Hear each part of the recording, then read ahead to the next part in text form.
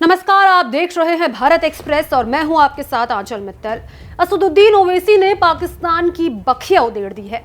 AIMIM प्रमुख ने एक रैली के दौरान पाकिस्तान की पोल पट्टी खोलकर रख दी। इस दौरान उन्होंने पाकिस्तान के प्रधानमंत्री और राष्ट्रपति को भी कटघरे में लिया।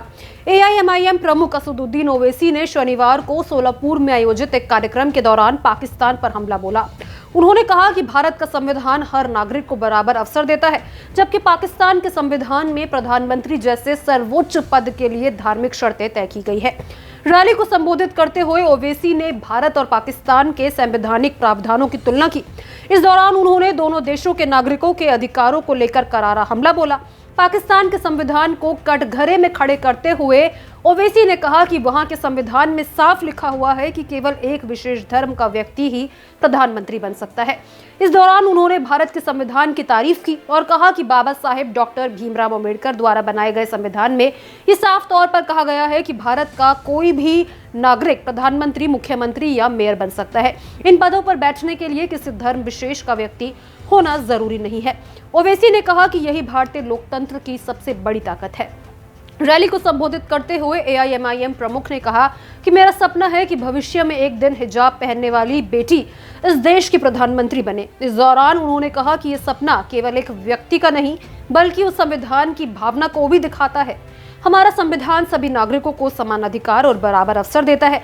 लोगों को संबोधित करते हुए ओवैसी ने इस बात पर जोर देकर कहा कि भारत का संविधान धर्म, जाति या पहनावे के आधार पर किसी भी तरह के भेदभाव की इजाजत नहीं देता है। इस दौरान ओवैसी ने युवाओं और अल्पसंख्यक समुदाय के लोगों से अपील की कि सभी लोग लोकतांत्रिक प्रक्रिया में सक्रिय रूप से भाग ले।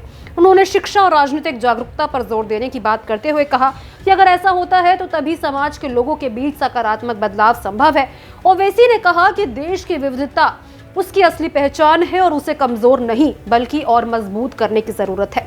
इसी के साथ ओवैसी ने जोर देकर यह भी कहा कि रैली में आए लोगों के बीच कहा कि संविधान से मिले अधिकारी की रक्षा करने हर नागरिक की जिम्मेदारी है। उन्होंने कहा कि भेदभाव के खिलाफ आवाज उठाना लोकतंत्र का अहम हिस्सा है।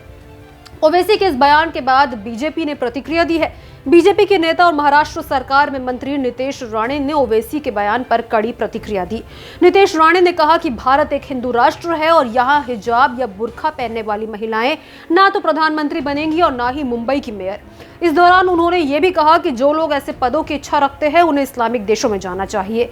नितेश राणे की टिप्पणी पर एआईएमआईएम नेता वारिस पठान ने पलटवार कर उन्हें घेरा है। उन्होंने कहा कि भारत किसी व्यक्ति की सोच से नहीं बल्कि संविधान से चलता है।